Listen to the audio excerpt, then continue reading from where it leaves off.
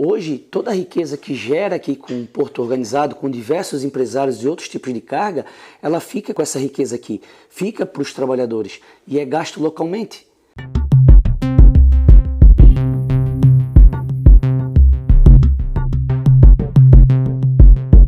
Você preside o Sindicato dos Arrumadores e a Intersindical. Quantos trabalhadores representa e qual a opinião do grupo sobre o melhor modelo de concessão para o complexo portuário de Itajaí?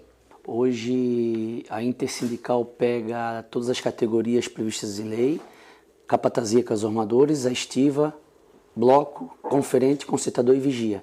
Ao total dá em torno de 520 trabalhadores no sistema OGMO. Ativo hoje a gente tem em média 330 trabalhadores. E é um consenso entre a gente de a gente defender a manutenção da autoridade portuária pública municipal. Por que, Hernando? A nossa visão, ela tem um princípio do social, histórico também, mas também da temática da certeza, né? Da tese jurídica também. O país ele criou um modelo de trabalho portuário histórico e ele sempre foi efetuado dessa forma. Em 2013, o governo ele criou os TUPs, que é para dar essa oportunidade para o empresário tanto operar como porto público, como porto privado. O porto público ele abre um espaço de isonomia para todos. Qualquer empresário, seja pequena empresa, média ou grande, pode operar no porto público. E o TUP é para aquele empresário que tem uma condições financeiras, essas multinacionais, criar seu próprio porto e fazer sua operação. Então, desde que o modelo que o governo busca 100% a privatização, ele está matando com o empresário nacional, com a oportunidade dos pequenos exportadores. Então, toda a metodologia de mercado ela vai ser alterada. O edital está em fase de consulta pública. Os trabalhadores já participaram desse processo de criticar e até sugerir mudanças ao modelo apresentado pelo governo federal? Oficialmente, no site da ANTAC, ele está para consulta pública até o dia 10 de abril.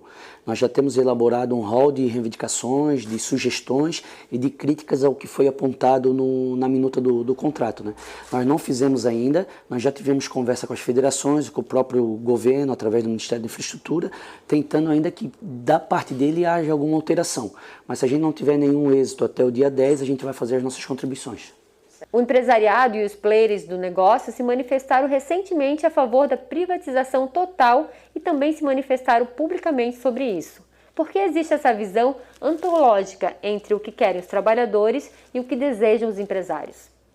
É bem difícil, é uma briga, é o que a gente vive no país hoje. Hoje essa é a nossa visão e a minha, eu estou há 18 anos no setor, há 12 anos vivenciando isso daí, estou participando desse processo, dessa discussão, desde o início, quando a IPM Termos pediu a prorrogação dela aqui em Itajaí.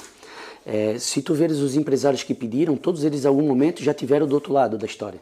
Já tiveram defendendo, já tiveram em funções na prefeitura. O país hoje ele vive lá do direito e esquerdo. Então, o que criou no processo de Itajaí é uma disputa de poder. Quem gosta e quem não gosta. Quem é a favor do município e quem é contra. Quem acha que o município está fazendo uma boa gestão ou não. Não estão focados no bem da cidade. Nós temos fatos concretos, histórias, os portos que viraram nesse modelo de privatização total da autoridade portuária, as cidades portuárias foram à falência.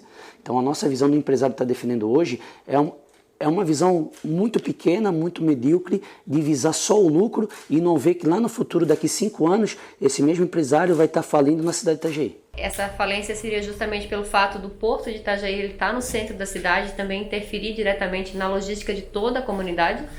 Justamente. Vou dar um exemplo, o comércio, os lojistas, o CDL se manifestaram a favor.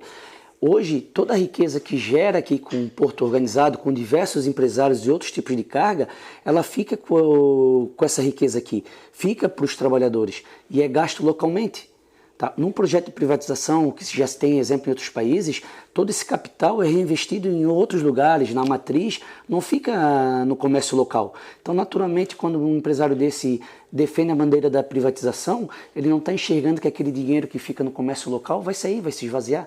Toda a infraestrutura local não tem nenhuma rúbrica garantida no contrato de que vai ter dinheiro para o município investir em infraestrutura de rua, população, o número de caminhão que aumenta, escola, hospital, tudo isso daí não há uma garantia de retorno, né? O exemplo mais claro que eu tenho nas minhas discussões é o Egito. O porto, lá no Egito, o canal de Suez, teve um navio que encalhou, e isso foi noticiado internacionalmente, e o próprio país entrou com uma ação e ganhou milhões dos armadores porque ele trancou o tráfego daquele canal. E o dinheiro que gera daquele imposto que ele cobra pelaquela passagem, como o ferryboat aqui, ele pega esse recurso e investe na cidade. Educação, saúde, o que é premissa do Estado. Então a gente está entregando o porto e o canal de acesso para uma empresa privada que ela vai faturar e não vai dar retorno nenhum para a sociedade. Então a gente não olha para os países desenvolvidos e não quer copiar o melhor modelo que tem lá fora. A gente está tendo um retrocesso e renunciando receita para o próprio país. Eram receitas que poderiam ser adquiridas, porque o rio é um bem público, o porto é um porto público, que poderia entrar para o município e fazer a gestão desse recurso. Se o município está gerindo bom ou ruim, cabe à sociedade local, aos vereadores, decidirem se a gestão está boa ou ruim e arrumar o dever de casa. Agora, não renunciar uma receita que a cidade tem para iniciativa privada. O edital de concessão prevê parcelas e valores que serão entregues ao governo federal, né? Não diretamente ao município? A conta vinculada de outorga que está prevista no contrato, ela é uma maquiagem, né? Nós temos um local, uma casa que está sendo alugada. Naturalmente, quem loca tem que pagar para o proprietário. E o proprietário destina esse dinheiro para onde ele entende que for melhor. Essa conta vinculada, ele está pagando o aluguel para o governo federal, onde esse dinheiro só vai poder ser utilizado com o aval do próprio concessionário. Então, a garantia de mercado para ele, os equipamentos, isso tudo é dever dele de investir dentro da infraestrutura dele. Esse dinheiro, esse recurso não tem garantia de que vai ser feito para a superestrutura, como é feito hoje. Hoje, o que a superintendência arrecada, ela faz a superestrutura. Quando eles falam que o porto não cresceu, a gente pode ver a história. A própria superintendência indenizou o Metropol, a capitania do Portos. Olha o que cresceu o porto de Itajaí quando era e o que é hoje. Ele triplicou a área. Os moles, o Parque da Atalaia, tudo isso aí é área da superintendência adquirido com o recurso dela, ampliação de espaço. Então, esse dinheiro da conta vinculada não tem garantia para ser utilizado na cidade. Pode ser utilizado pelo próprio empresário dentro do terminal dele para coisa que deveria ser a obrigação dele manter aquele espaço. Qual será o futuro da mão de obra de Itajaí se houver a concessão total do porto à iniciativa privada? Muitos falam de que não vai impactar a mão de obra. O próprio governo federal, na palavra do secretário Diogo Piloni, tem dito de que os trabalhadores devem agradecer porque vai gerar mais emprego, mais renda e a gente vocês estão garantidos dentro de uma lei. Então a gente deixa bem claro que assim, o projeto de desestatização dos portos, ele é oriundo de um processo no Tribunal de Contas da União. Lá ele teve 2 pareceres, o 9.1 e o 9.2. O 9.1 diz que a gestão portuária deve sair da mão do Estado e para a iniciativa privada. O 9.2 diz que o modelo de trabalho portuário avulso via OGMO, ele deve ser trocado. Então, naturalmente, é uma escada. Quando eles falam que nós estamos garantindo em lei, é mentira. Porque o primeiro passo é tirar a superintendência, segundo passo é mudar o modelo OGMO. Porque eu tenho certeza disso também. Experiência, discussões na mesa, todos os grandes players que estão disputando um terminal de container aqui em Itajaí, eles já assumiram que eles não trabalham com modelo avulso, eles trabalham com funcionário próprio. Infelizmente, dentro do edital, a gente tem claramente o objetivo deles. Lá eles fazem uma média salarial tirada por dentro de estudos do Cine, de que onde um trabalhador portuário recebe em média R$ 1.350. Nós temos uma média, varia de 4, 6, dependendo da atividade. A Portonave é o mesmo tamanho do que é o Porto de Itajaí no projeto deles. Hoje a Portonave ela tem 1.000 funcionários. Quando diz que vai gerar emprego é mentira, porque se a Portonave tem 1.000 funcionários, o nosso terminal não vai passar mais do que isso de 1.000 funcionários. Hoje nós temos 1.200 funcionários, OGMO, Superintendência e a PM Termos. Então o que está bem claro e é explícito é de que vai gerar emprego nas custas de emissão de outros. O que vai acontecer é um aviltamento do salário. Hoje quem ganha 4 vai abrir um posto de trabalho ganhando R$ 1.350. Então, na nossa visão social, e a gente entende de que o Estado tem esse dever, é um retrocesso. Ele não está tendo diálogo social e aquela divisão de riquezas, de bens, é mais claramente dizendo de que Itajaí tem a acontecer igual na Austrália. As cidades portuárias, com 5 anos, empobreceu, fechou empresas ao entorno, porque não circulou mais dinheiro naquela cidade. Nos terminais privados, como a Portonave, existe o direito à livre contratação da mão de obra. Nos portos públicos, como no arrendamento da IPM Terminals, o órgão gestor da mão de obra organiza os trabalhadores portuários. Qual o melhor modelo para os trabalhadores? São conceitos quando o país está tentando trocar. Se eu tenho um porto público que ele tem diversidade de cargas e para mais operadores, o melhor modelo é o avulso. Vou dar um exemplo, os nossos portos vizinhos. Em Bituba, São Francisco, lá eu tenho vários terminais com vários operadores. Então aquele pequeno empresário, ele não tem um custo fixo. Quando há demanda, ele requisita o trabalhador. Agora, um terminal específico onde tem uma demanda grande, o melhor modelo é um funcionário fixo. Tanto que a lei já prevê de que o empresário ele pode utilizar o sistema ógimo, seja da forma avulsa ou da forma vinculada. Aqui em Itajaí, a gente atende a IPM Ternos de forma vinculada nos equipamentos. Ela vê a necessidade de ter profissionais específicos para aqueles maquinários, a gente negocia o valor e o salário e aqueles trabalhadores do ógimo são cedidos como funcionários permanentes. A Portonave, nós temos o mesmo modelo. Nós temos funcionários que são trabalhadores via ógimo, cedido para ela de forma permanente. Então, hoje, o modelo de contratação portuária no Brasil, ela atende tanto aquele empresário que quer de forma fixa, como o eventual. Quais direitos os trabalhadores podem perder com a privatização do porto e como a Intersindical tem se posicionado para defender esses direitos? O que se tem levantado nas discussões é a quebra da exclusividade desses trabalhadores. Eu repito, infelizmente no país, um lado esquerda, um lado direita, e eles perderam totalmente a razão. Fazem do funcionário público um bicho, um pavor. Se for privatizado, primeiro passo de um terminal de contêiner em Itajaí, dessas grandes empresas, é não trabalhar com modelo avulso. Então, o nosso status quo, aquela metodologia de trabalho há anos, já vai ter que o trabalhador se sair da sua zona de conforto e trabalhar dessa modalidade. O que mais impede é de que dentro do contrato não há uma garantia de diálogo social nem negociação prevista. Então o que a gente vê de futuro é que pode pegar qualquer tipo de empresa, seja uma empresa chinesa, uma americana, qualquer armador, pegar o terminal e realmente não quiser trabalhar com o nosso modelo, como ele vai ter 70 anos para explorar, a gente já viu isso acontecer em outros países, que eles judicializam a questão e vão discutir o nosso direito já adquirido em lei. E como o trabalhador é a parte mais fraca do lado, ele acaba não aguentando a pressão, porque um mês sem salário na mesa, sem dinheiro para botar comida na mesa, faz com que aceite qualquer indenização que venha, qualquer regra que seja criada, o trabalhador acaba cedendo. Então hoje a nossa maior perca que a gente vê é a exclusividade do trabalho, sem ter uma negociação de transição, se isso vier a acontecer, de nós não termos mais o direito de prestar a mão de obra dentro do porto. O secretário Diogo Piloni, do governo federal, garante que não haverá mudança no modelo de mão de obra, pois não é objeto do processo licitatório. Existem garantias de que os trabalhadores do atual sistema ógimo permaneçam no porto privado de Itajaí? Então, quando ele fala para a gente não ter medo nem perigo, a gente faz a preposição para ele de incluir isso daí dentro da minuta do contrato. A própria legislação hoje nos garante o direito adquirido. Se tiver mudança de lei, se eu não me engano, o ato perfeito jurídico não retroage. Então ele não vai poder trazer nenhum malefício aos atuais trabalhadores. O que a gente pede para ele é que ele inclua essa fala dele dentro do contrato.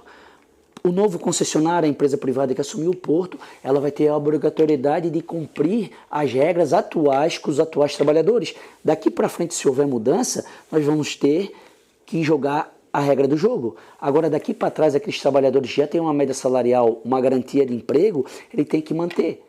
Quando ele deu esse discurso, o deputado Júlio Lopes propôs uma medida, um projeto de lei no Congresso para alterar a lei.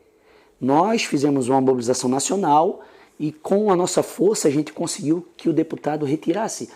O ministro Tarcísio, em Santos, onde ele pretende vir a concorrer à eleição, ele foi lá e assumiu um compromisso com os portuários de Santos que ele não ia discutir a mudança legislativa. Tudo isso por causa do momento político. A gente sabe que passou o momento político, a primeira coisa que tem no Congresso é a alteração da nossa lei. Então é justo e o país olhar para a gente, que são categorias secular, que tem tanta história, que construíram os portos, e garantir dentro do contrato uma cláusula que garanta os atuais trabalhadores com a renda hoje que ele tem. Hoje não tem garantia nenhuma, então? Nós não temos garantia nenhuma hoje. Quais as alterações a Intersindical pretende propor da Secretaria Nacional dos Portos em relação à contratação da mão de obra do ógimo? Então, né, eu como representante da classe trabalhadora, o meu foco é garantir os empregos e a renda dos atuais trabalhadores, independente de que forma que fique. Mas nós também temos uma premissa de defender o porto público, por quê? Porque nós entendemos de que Itajaí tem vocação para outros tipos de cargas. O estudo foi muito direcionado só para container. Eles apontaram os estudos de 2014 em diante. Se a gente pegar antes da enchente, de 2010 para baixo, nós tínhamos diversos tipos de carga em Itajaí. Aço, madeira, açúcar. Itajaí tem vocação para outros tipos de carga. A gente entende que botar um terminal de container é inviabilizar o crescimento da própria cidade. Enquanto a privatização, a gente também acha de que o investimento imediato ele é importante. Só que não tem nenhuma garantia a longo prazo. Eu participo de várias discussões a nível nacional. Exemplo, os primeiros aeroportos que foram privatizados, hoje tem goteira, falta infraestrutura. Privatização não é sinal de melhoria. O contrato precisa prever regras claras e de permanência, investimentos tanto na infraestrutura como na superestrutura. Nós vamos fazer esses apontamentos porque toda a mobilidade e o trânsito de Itajaí não está previsto na minuta. Vai ficar por conta de quem? Do município, dos nossos impostos, enquanto os empresários lucram com a atividade portuária? Existem cláusulas no processo de concessão garantindo exclusividade do trabalhador portuário com registro ou cadastro no OGMO? Não existe. Ao contrário, existe cláusulas no novo contrato na minuta de que dão forças ao novo concessionário de utilizar a mão de obra própria, sem o OGMO e com salário muito avio daquilo que é praticado hoje.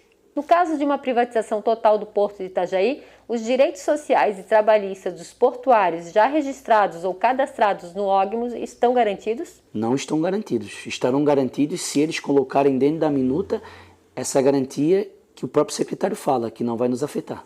E isso é possível colocar dentro da minuta? Isso é possível, só basta um próprio gesto do governo em fazer essa alteração. A gente já sugeriu, através de vários expedientes, até com cláusulas que possam dar garantia para o próprio empresário. Se ele quiser criar regras mais severas, de metas de profissionalismo, de produtividade, de engajamento, nós estamos dispostos a criar essas regras, mas nós também precisamos ter a garantia do emprego e da média salarial atual. A previsão no contrato de concessão que a licitante vencedora deverá manter a média salarial dos trabalhadores e os benefícios considerando cada uma das categorias, cálculo que deverá ter como base os dados emitidos pelo OGMO de Itajaí?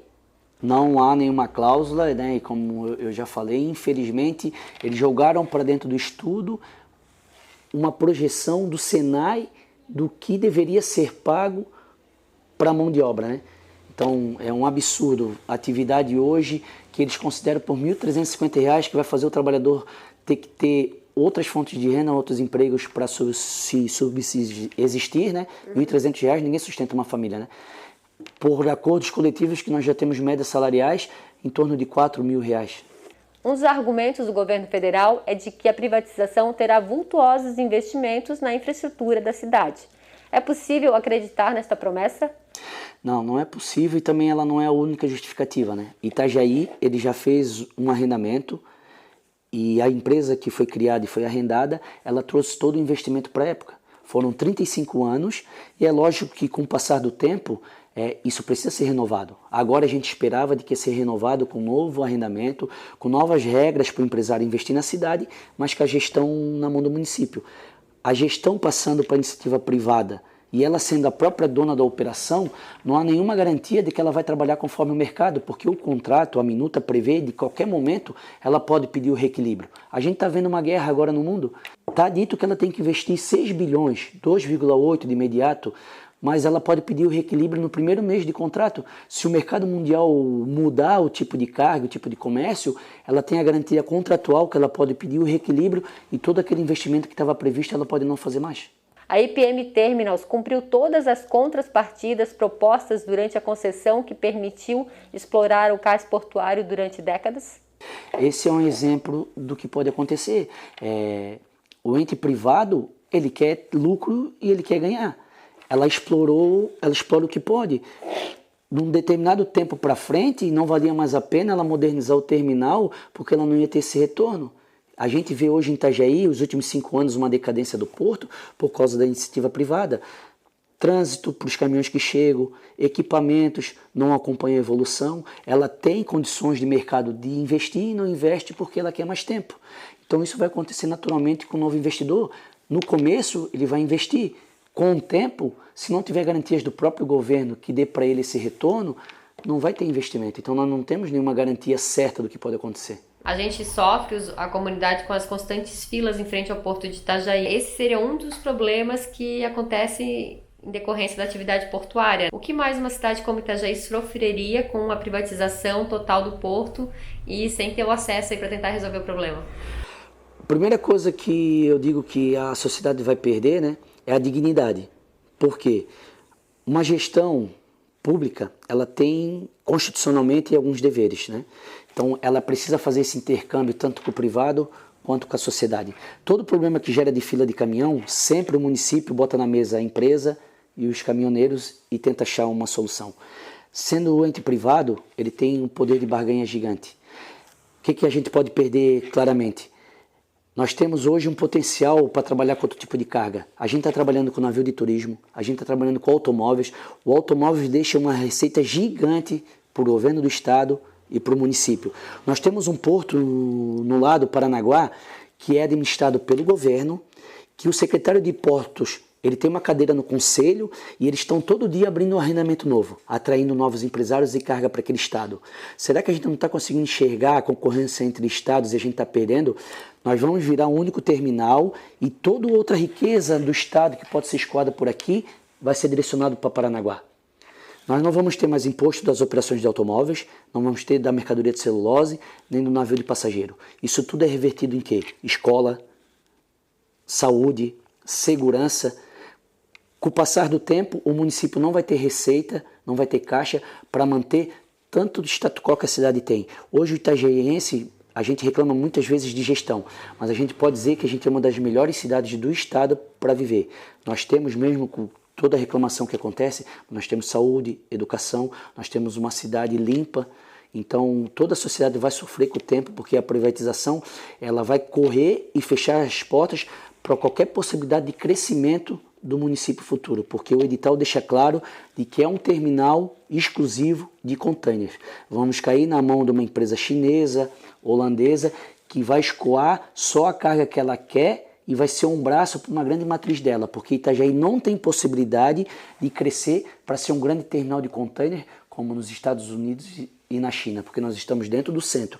Então nós vamos ficar fardados a ser sempre uma subsidiária de uma grande empresa. Existe alguma possibilidade, alguma negociação para a privatização também do Porto Paranaguá? O governo federal ele renovou recentemente, tanto de Paranaguá quanto de Rio Grande do Sul, dando para eles um longo tempo. Então eles falam que, e isso já foi noticiário, a única coisa que ele estuda em tirar de Paranaguá a gestão pública é o canal de acesso. Tá? Mas o canal de acesso lá é exclusivo para os terminais, né? Mas já é anunciado e a gente já teve audiência pública de que eles falaram que prorrogaram o Paranaguá por uma decisão política do Estado, porque lá eles querem a permanência da gestão na mão do Estado. Então falta força política para Santa Catarina? Justamente foi isso que foi dito pelo secretário de Portos, né? A gente entende de que a bancada do Paraná ela é muito maior, muito gigante do que Santa Catarina, né? Então hoje a gente tem, acho que são 16 deputados, né, federais, de que no volume do Paraná são quase 40, em barganha com o governo federal fica muito fraco, né? Quais os pontos do processo de privatização devem ser observados antes do lançamento do edital para não haver uma judicialização do processo, gerando paralisação no setor portuário? Nós temos alguns pontos em questão de gestão e um de mão de obra, né? A gente entende de que a autoridade portuária não se poderia jamais se misturar com a operação portuária. Modelos internacionais, modelos brasileiros, tanto Paranaguá quanto Rio Grande. A autoridade portuária é uma coisa, o operador portuário é outra. A autoridade portuária ela tem a vocação de fomentar um negócio. Ela vai adquirir espaço e vai dar para a iniciativa privada. Itajaí, se for autoridade e operador, como está no contrato exclusivo para o terminal de container, esquece. Nós temos um empresário aqui que está trazendo celulose. Dia 28 de março nós temos mais uma atracação, a Eldorado, que queria demais ter um berço aqui para operar. Nós temos a BMW, que é a importação de carro, que em 2010, 2012, o próprio governo federal recusou a implantação de um terminal exclusivo de automóveis em Itajaí. Olha quanto crescimento a gente poderia ter. Então isso vai ficar sacramentado por 70 anos, porque a autoridade portuária é o mesmo operador portuário. Os negócios deles não se batem. Ele não vai fomentar um negócio para um outro se ele vai ter o terminal de container para ele. Nós temos também um pedido de que tenha um caixa público dentro da área de porto, porque o caixa público ele vai atender qualquer empresário. Agora o governo está tentando emitir uma medida provisória para que os navios de fertilizante tenham vez prioritária nos portos, por causa da guerra na Rússia e na Ucrânia. Olha a importância que é a gestão na mão do governo. Então, se a gente não tiver um caixa público, o empresário que dominar a área, ele pode recusar qualquer carga que vier. Tá? Nós temos também o entendimento de que a mão de obra ela tem que ter dentro do contrato de concessão, esse novo modelo, uma cláusula garantindo os atuais trabalhadores e os seus direitos. Isso daí a gente não abre mão.